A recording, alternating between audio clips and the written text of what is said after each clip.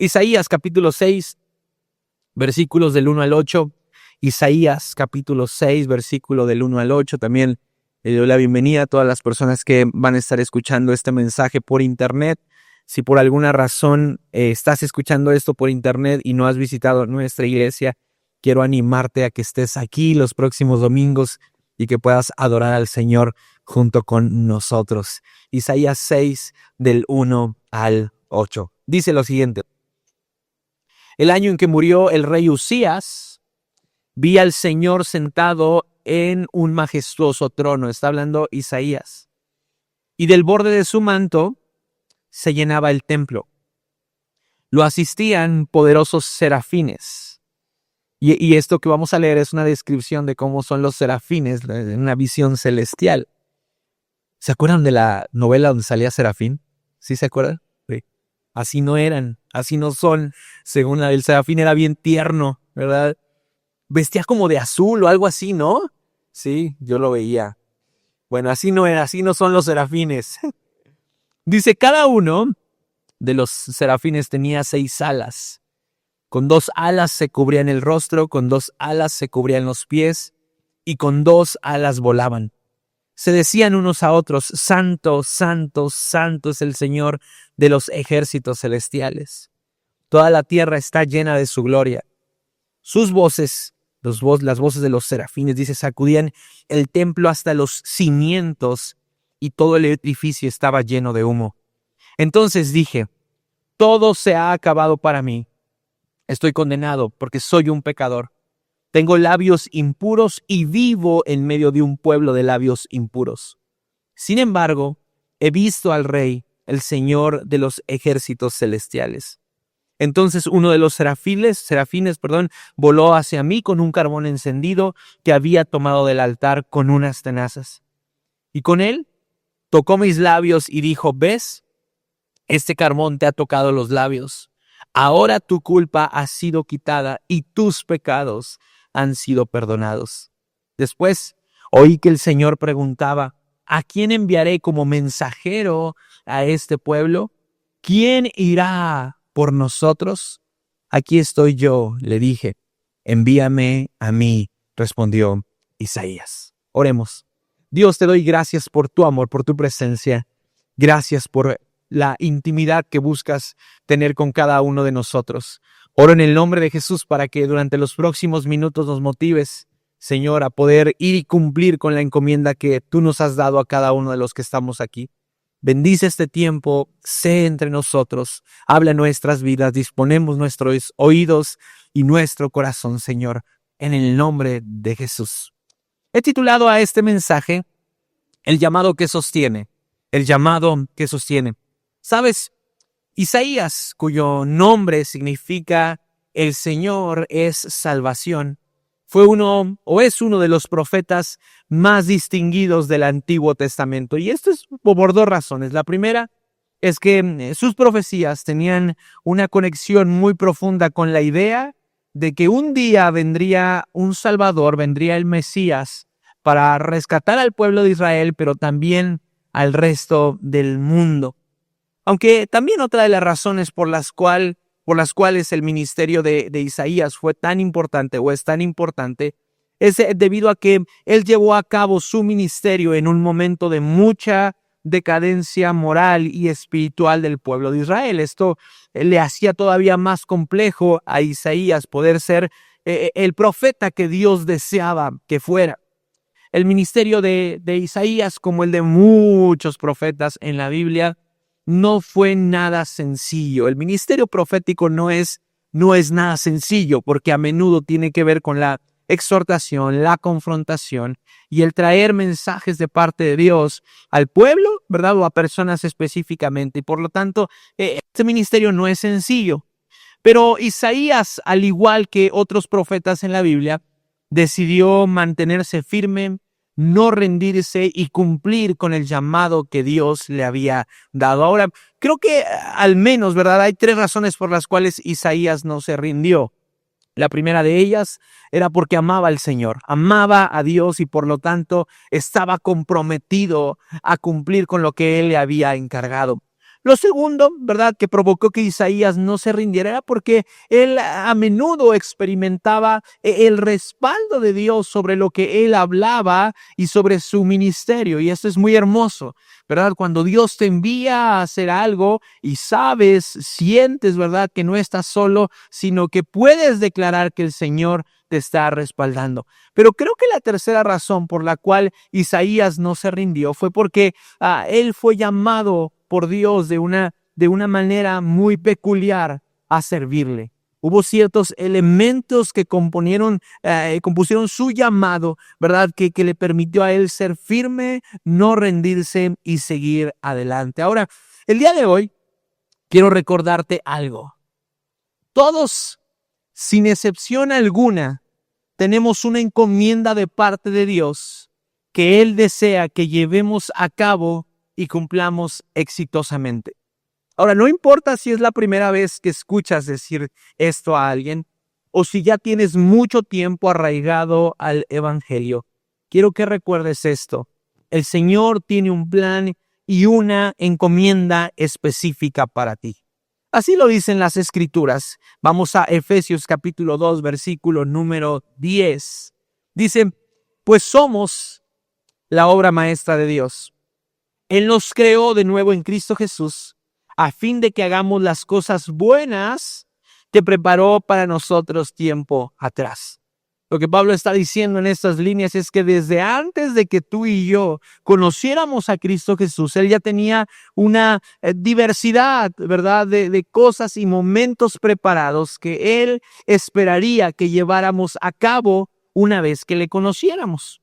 Primera de Pedro 4, versículo 10 dice lo siguiente: Dios, de su gran variedad de dones espirituales, le ha dado un don a cada uno de ustedes. Úsenlos bien para servirles los unos a los otros. Una vez que tú y yo comenzamos a conocer el amor de Dios de una forma personal y empezamos a tener intimidad con el Espíritu Santo y entendemos que Dios no es un Dios ajeno, sino que es un Dios que mora por medio de su Espíritu en nuestros corazones, entonces nos daremos cuenta que hay ciertos dones espirituales que Dios quiere darte con la finalidad de que puedas servirle a otros y que puedas edificar su iglesia.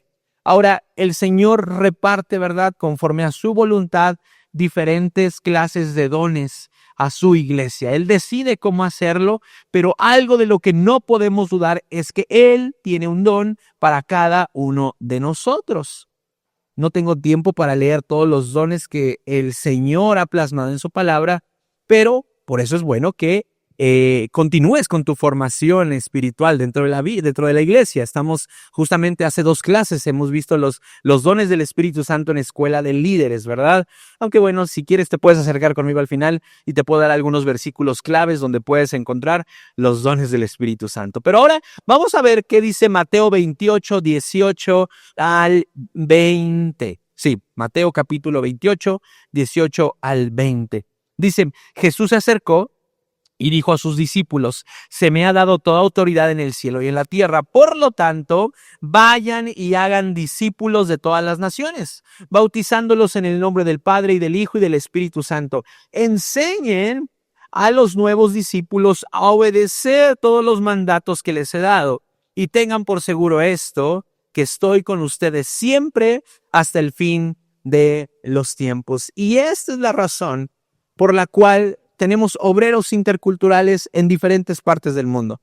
Esa es la razón por la que enviamos recursos a la India. ¿Por qué? Porque creemos que la encomienda de ir y hacer discípulos por todas partes en el mundo es una encomienda que nos corresponde a ti y a mí y a la iglesia en el presente. Ahora, para algunos, el llamado o la encomienda puede ser más sencilla que para otros.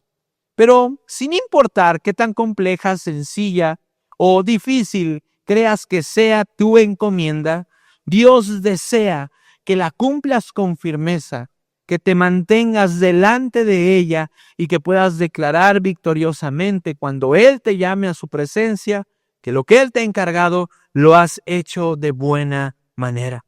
Ahora, si el llamado de Dios fue determinante para que Isaías no renunciara ante la adversidad, también nosotros debemos de aprender de ello para cumplir de manera victoriosa con lo que Dios a lo largo de nuestra vida nos ha pedido que hagamos. Y quiero hablarte acerca de 3 elementos claves en el llamado de Isaías antes de ser enviado. Lo primero que sucedió con Isaías fue que conoció a Dios de forma real. Antes de salir a llevar a cabo el ministerio profético que Dios le había encargado, él conoció a Dios de forma real. Isaías 6, del 1 al 4, dice: vi al Señor sentado en un majestuoso trono, y el borde de su manto llenaba el templo. Y después viene la descripción de los serafines y lo que hacían. Ahora, es muy importante reconocer que esto que Isaías experimentó no fue algo que alguien más le contó. No fue algo que escuchó a alguien más decir. La experiencia de conocer a Dios que Isaías tuvo fue una experiencia íntima y personal. Todo seguidor de Jesús debe de tener una experiencia personal con Dios que lo sostenga por el resto de su vida. Todos necesitamos esforzarnos, como lo vamos a leer en un versículo en unos momentos más, esforzarnos, ¿verdad? Por conocer a Dios de una manera personal y no por lo que otros nos dicen que es el Señor. Yo recuerdo mucho, ¿verdad?, a mi mamá haciendo constantes esfuerzos por presentarme al Señor. Pero llegó un momento en el cual esos esfuerzos que mi mamá estaba haciendo tuvieron que pasar a ser esfuerzos personales míos para yo descubrir a Dios como era y como lo decían las Escrituras. Oseas capítulo 6, versículo número 3 dice: oh, si conociéramos al Señor, esforcémonos por conocerlo. Él nos responderá tan cierto como viene el amanecer o llegan las lluvias a comienzos de primavera. ¿Qué tanto conoces al Señor realmente por experiencia personal?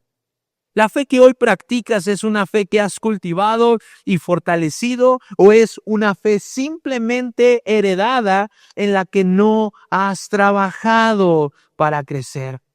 Dios desea, amada iglesia, que sus hijos le conozcan de verdad para que el fundamento de su fe sea lo suficientemente fuerte. Si tú y yo conocemos a Dios tal y como es, entonces en nuestro caminar en Cristo será más fácil sostenernos ante diversas adversidades. De lo contrario, si conocemos a Dios, ¿verdad?, por como alguien nos dijo que era, pero no por experiencia personal, cuando vengan situaciones adversas a nuestra vida, será más fácil que nos derribemos. Ahora, los teólogos han creado un listado al que le han llamado los atributos de Dios. Y estos atributos de Dios, ¿verdad?, nos sirven a ti y a mí para conocer a Dios como verdaderamente es.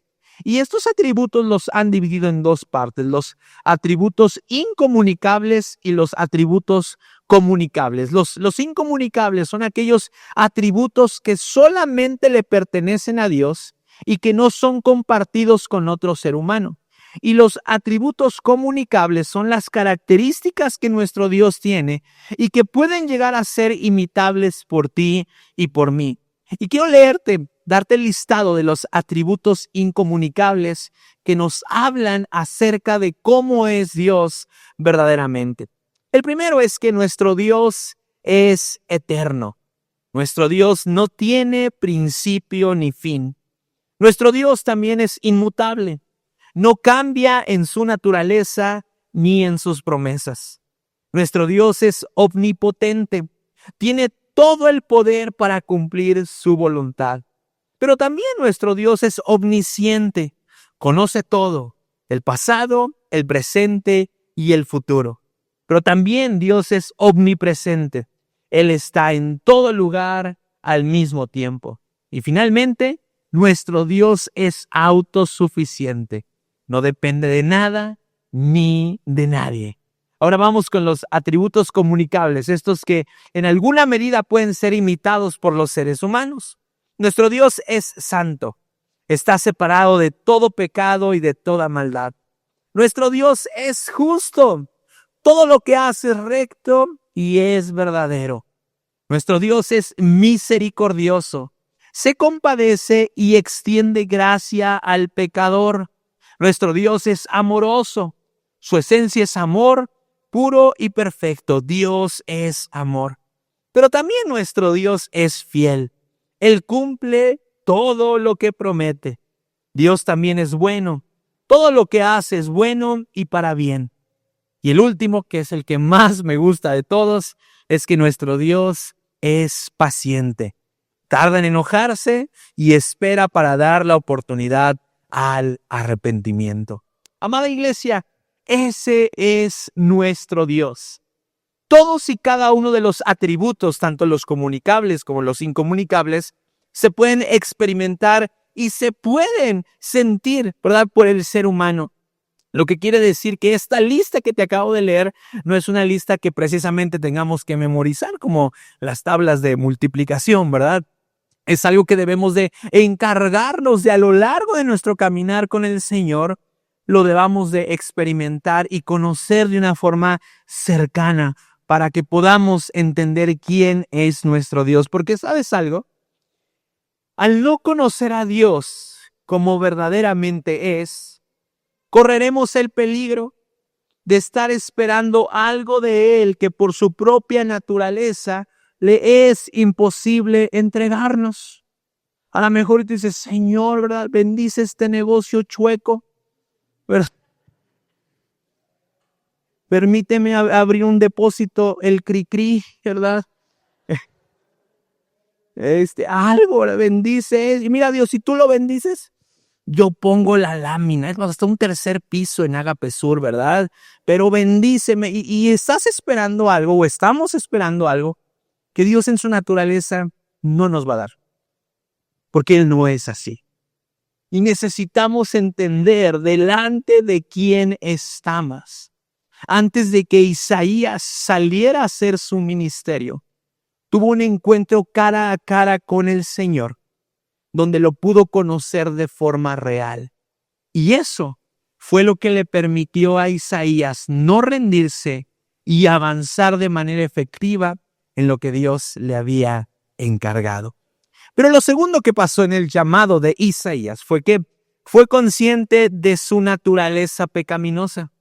Isaías capítulo 6, versículo 5 dice, entonces dije, todo se ha acabado para mí. Estoy condenado, dijo Isaías, porque soy un pecador. Tengo labios impuros y vivo en medio de un pueblo de labios impuros. Sin embargo, y aquí está la esperanza que el mismo Isaías alcanza a percibir, he visto al Rey, el Señor de los ejércitos celestiales. ¿Sabes?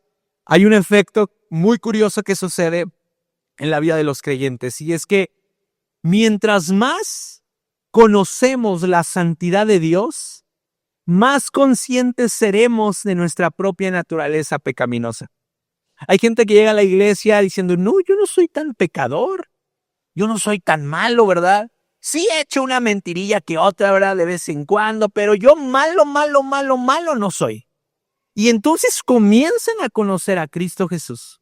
Se dan cuenta de su hermosura, de su perfección y de su santidad y dicen, ah, caray, ¿verdad? Como que sí hay cierto pecado, cierta maldad que mora en mí y a la cual debo de renunciar. ¿Por qué? Porque mientras más conocemos la santidad de Dios, más conscientes somos de nuestra propia naturaleza pecaminosa.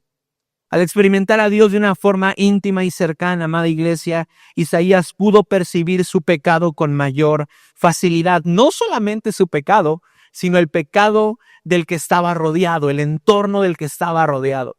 Y sabes, esta semana he estado recordando un principio de la fe cristiana que es muy importante. El pecado que te rodea sí es necesario de ser expulsado de tu vida. O sea, a veces somos tan frágiles, somos tan vulnerables, somos unas ovejas pequeñas en el Señor, que si nos permitimos a nosotros mismos seguir rodeado de un entorno pecaminoso, tarde que temprano caeremos, ¿verdad? Y todo lo que Cristo Jesús hizo en nosotros, muchas veces lo veremos desboronarse. Y me encanta porque Isaías dice, soy un hombre pecador de labios impuros, pero también vivo en medio de un pueblo de labios impuros. No menospreciemos, ¿verdad? El entorno en el que nos encontramos. Muchas veces ese entorno buscará arrebatarnos lo que Dios quiere entregarnos. Pero entonces, ¿qué hago, pastor? Si el entorno mayoritariamente del cual estoy rodeado, ¿verdad?, es pecador, está caído, tómate un tiempo para fortalecerte en el Señor, ¿verdad? Y después tener las herramientas que necesitas para estar conviviendo en ese entorno. Ahora, muchos de esos entornos no pueden ser abandonados. A lo mejor dices, bueno, es que el lugar, ¿verdad?, en el que trabajo está lleno de codicia, de maldición, ¿verdad?, de pecado. Bueno, obviamente no puedes salirte de ahí literalmente, o quizás sí. Hay personas que lo han hecho, pero tenemos que encargarnos de fortalecernos en Cristo para nosotros atraer a esas personas a la luz y no que esas personas nos atraigan a las tinieblas. Dios le permitió a Isaías que fuera consciente de su pecado por al menos dos razones. La primera, para que Isaías dependiera de Dios. Nuestro Señor conoce nuestras debilidades y aunque cuando nuestros pecados son sacados a la luz puede ser vergonzoso, Él permite que esto suceda para recordar nuestra fragilidad y llevarnos a una dependencia total de Él. Segunda de Corintios, capítulo 12, versículo 9, dice, cada vez Él me dijo, mi gracia es todo lo que necesitas. Mi poder actúa mejor en la debilidad. Así que ahora me alegra jactarme de mis debilidades para que el poder de Cristo pueda actuar a través de mí. Escucha esto, Dios no busca personas perfectas para que hagan su obra, busca a personas que todos los días rindan sus debilidades ante Él. El Señor desea que todos los días tú y yo nos pongamos delante de Él y digamos y reconozcamos nuestras debilidades, se las cedamos a Él, le demos el control a Él para que Él nos pueda fortalecer y dependamos de la obra del Espíritu Santo sobre nuestras vidas. Pero también una de las razones por las que Dios permitió que Isaías fuera consciente de su pecado fue para que sus pecados no le estorbaran más adelante. El ministerio de Isaías es uno de los que mayor impacto profético tiene en el Antiguo Testamento. Por lo tanto, Dios deseaba que una vez que Isaías iniciara su ministerio, no hubiera nada que lo hiciera retroceder.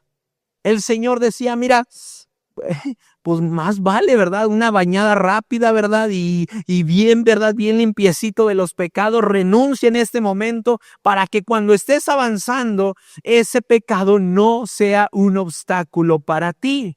Segunda de Corintios 12:9 dice, por lo tanto, ya que estamos rodeados por una enorme multitud de testigos de la vida de fe, quitémonos todo el peso que nos impida correr. Todo el peso que nos impida cumplir con el llamado y la encomienda que Dios nos ha dado. Especialmente, ¿verdad?, el pecado que tan fácilmente nos hace tropezar. Y corramos con perseverancia la carrera que Dios ha puesto por delante. Amada iglesia, desechar de nuestra vida los pecados que nos estorban nos permitirá disfrutar con plenitud de las encomiendas que Dios nos ha dado. Es muy triste ver cómo el pasado alcanza a ciertas personas que ya están encarriladas al cumplimiento de una encomienda que Dios les ha dado. Cómo hay pecados que pueden salir a la luz por los cuales esas personas no se arrepintieron. Y una vez que Dios los está usando, vienen a ser obstáculos. una de las primeras decisiones que yo tomé con mi esposa, cuando todavía no era mi esposa, y que yo sabía que quería casarme con ella, fue contarle de la manera más clara y precisa cómo había sido mi vida antes de Cristo. Y traté de ser muy claro, fui lo más claro posible, y fue algo que el Espíritu Santo me pidió que hiciera con ella. Porque yo sabía que el Señor quería hacer una obra a través de nosotros. Y si yo escondía ciertas cosas, muchas veces Satanás podría haber tomado la decisión de sacar esas cosas a la luz, y que una vez que estuviésemos encarrilados y avanzando al cumplimiento de nuestro matrimonio, eso pudiera ser un obstáculo. Alguno podría pensar, no hombre, pero pues si no fue en su año, no le hizo daño, ¿verdad? Pero había algo en mí, una responsabilidad de querer iniciar la carrera del matrimonio en total libertad. Y lo mismo sucede en nuestra relación con Dios. El Señor quiere mostrarte tus debilidades, quiere mostrarte tus pecados, ¿verdad? Para que puedas renunciar a ellos lo más pronto posible y que no se conviertan en un obstáculo que te estorbe más adelante. Puede ser vergonzoso, sí, pero más vale la pena renunciar de inmediato para poder correr con libertad la carrera que Dios ha puesto por delante de nuestras vidas. Algo que hemos aprendido de las encomiendas de Dios es que se disfrutan. Sea cual sea la encomienda o el llamado que Dios te ha dado, se disfruta. A lo mejor tu encomienda mayor, ¿verdad? En este momento es criar a hijos temerosos de Dios y que lo amen con todo su corazón. O a lo mejor el Señor te está sacudiendo, ¿verdad? Y te está llamando a ser luz de una forma extraordinaria en el entorno donde trabajas, alcanzar a otros para darles a conocer a Cristo. O quizá, ¿verdad? El Señor te está llamando al ministerio y te dice, tengo planes para ti en las naciones. Quiero levantarte como un pastor, un evangelista, un maestro. No lo sé. No sé cuál sea la encomienda, pero algo estoy seguro. Dios quiere que lo disfrutes. Y muchas veces no podemos disfrutar de las encomiendas que Dios nos ha dado porque el pecado nos estorba. Renuncia a ese pecado de una vez por todas para que no sea causa de tropiezo una vez que inicies la carrera que el Señor tiene por delante para ti. Y lo tercero que sucedió con Isaías es que él experimentó el perdón y fue limpiado por Dios. Isaías capítulo número 6, versículos del 6 al 8 dice lo siguiente. Entonces, uno de los serafines voló hacia mí con un carbón encendido que había tomado del altar con unas tenazas. Con ese carbón, dice Isaías, tocó mis labios y dijo, ¿ves? Este carbón te ha tocado los labios. Ahora tu culpa ha sido quitada y tus pecados son perdonados. No me cansaré de decir esto. Cada vez que el Señor nos permite darnos cuenta del pecado que mora en nosotros, lo hace para limpiarnos y perdonarnos. Algunos de ustedes han escuchado esta historia que he contado en algunas ocasiones. Pero después de haber caminado con Cristo por cerca de 3 o 4 años, estábamos en una reunión en Agape Oriente y recuerdo mucho este momento porque el pastor que estaba predicando estaba hablando acerca de ponernos a cuentas con Dios. Y a mí me pasó como el ejemplo que te di, ¿verdad? Hace unos momentos dije, no hombre, pues si yo ya le pedí perdón a Dios por todo, yo estoy bien. Y de pronto, ¿verdad? El Espíritu Santo me trae un recuerdo a mi mente. Y fue el recuerdo de un pecado que yo había cometido antes de llegar a Cristo. Y literalmente como que me quedé así en shock por lo que estaba recordando. Y a mi mente y a mi corazón empezó a venir como una especie de mucho temor, de mucho miedo. En ese tiempo, ¿verdad? Teníamos una cámara al centro, teníamos otra cámara lateral y yo casi siempre agarraba la del centro. Entonces, cuando me empecé a sentir así, les hablo por el radio a los chicos y les digo, me voy a bajar, la cámara va a quedarse centrada y enfocada. Pero ese momento se detuvo, fue uno de los momentos quizá más espirituales que he vivido. Y Y mientras más pasaba el tiempo, el Señor me venía recordando cómo había sido ese pecado que había cometido. Y entonces de pronto, ¿verdad? Yo me bajo de la cámara, me hinco, literalmente estaba muy quebrado. Y a mi mente seguían llegando pensamientos de esa situación que yo había hecho. Y de repente solamente empecé, Señor, perdóname, no recuerdo qué fue lo que me motivó a hacerlo, pero lo que hice estuvo mal, perdóname. Y pareciera como si, a lo mejor tú te has estado ahí, ¿no? Pero pareciera como si esas voces de juicio no se detuvieran. Recuerdo que pasaron algunos minutos y de pronto empecé a experimentar una paz que venía de parte de Dios. Y toda esa pesadez por el pecado que yo había cometido, literalmente fue algo que comenzó a desaparecer. Fue una experiencia de libertad muy genuina. Y entonces me levanté, ¿verdad? Y ese sentir de pesadez que venía a mi mente hace algunos minutos a causa del pecado que había cometido ya no estaba. Obviamente recordaba lo que había hecho, pero toda esa vergüenza, toda esa carga, todo ese miedo ya no estaba gobernando en mi corazón. Y por eso soy tan enfático en esto. Cada que el Espíritu Santo nos permite, cada que Dios nos permite darnos cuenta de un pecado que mora en nosotros, no lo hace para juzgarnos, sino que lo hace para limpiarnos y perdonarnos, porque Él sabe que una vida plena no es una vida que constantemente está cargando con el peso de sus errores. Amada iglesia, Isaías conoció a Dios de forma real. Después fue consciente de su naturaleza pecaminosa, pero el Señor no lo dejó así.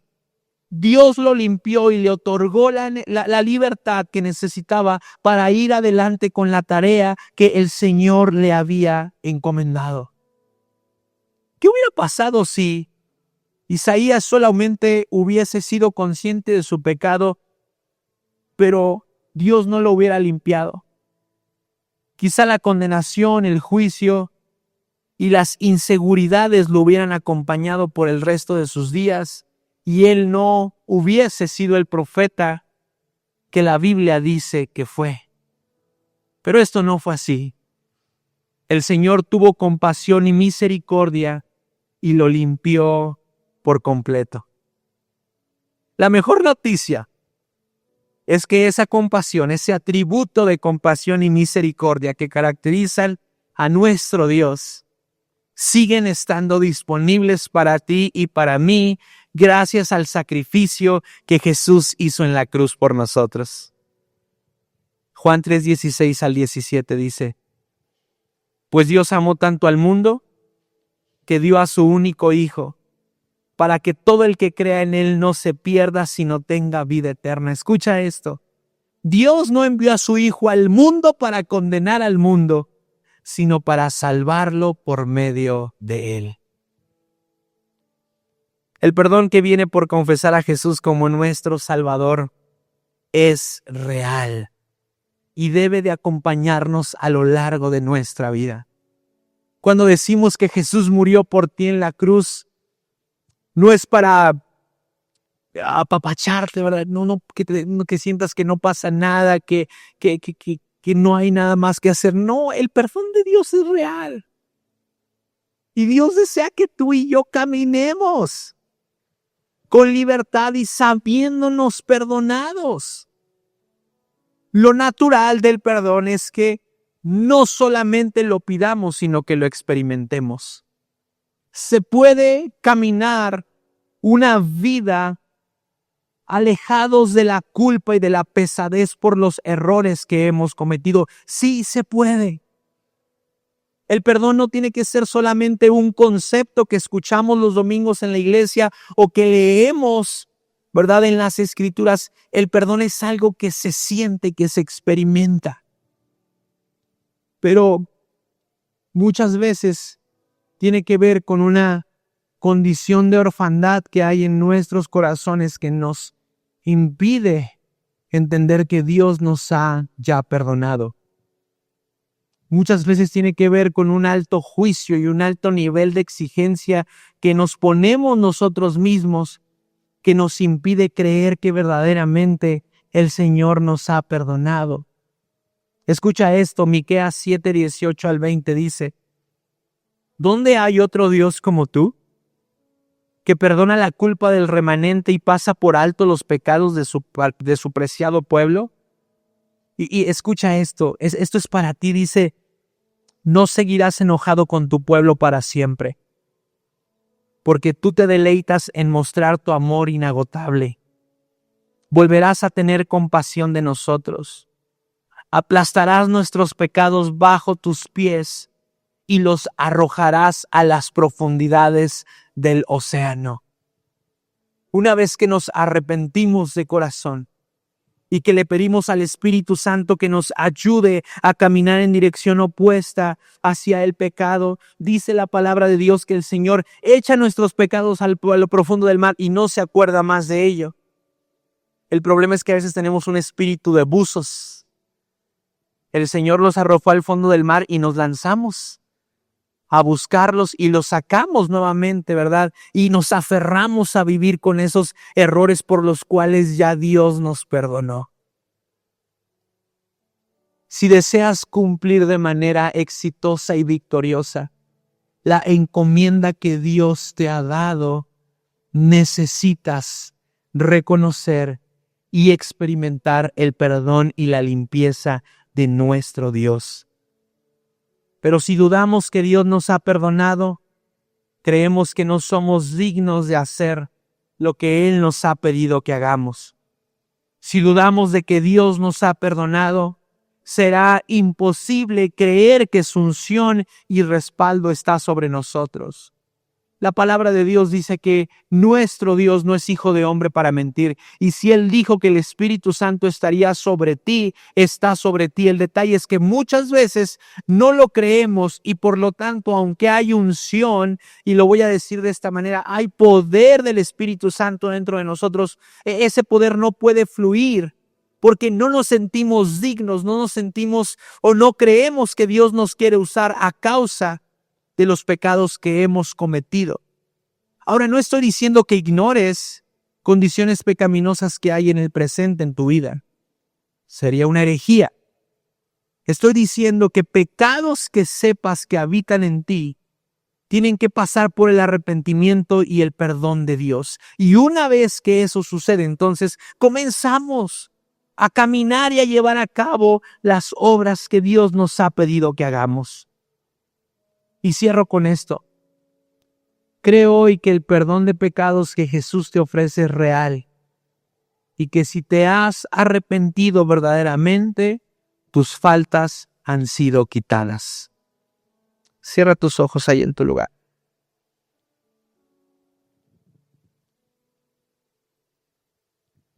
Recuerda, no sé cuál sea tu encomienda. Quizá para ti puede ser muy sencilla y la de otros puede ser muy grande.